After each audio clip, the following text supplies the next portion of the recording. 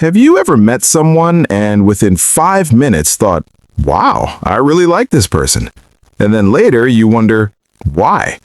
They weren't the funniest person in the room, they weren't the richest, they didn't even tell some crazy life story, but somehow they just felt good to be around.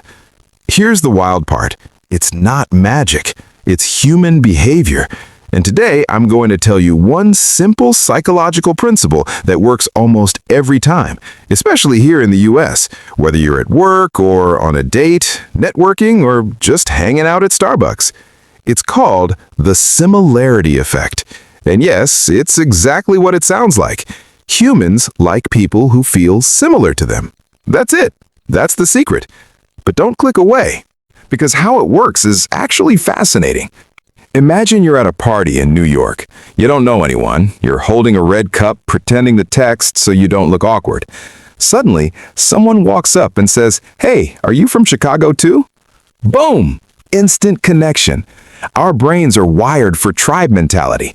Thousands of years ago, being part of a group meant survival.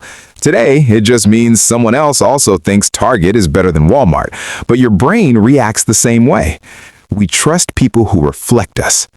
Think about social media in America.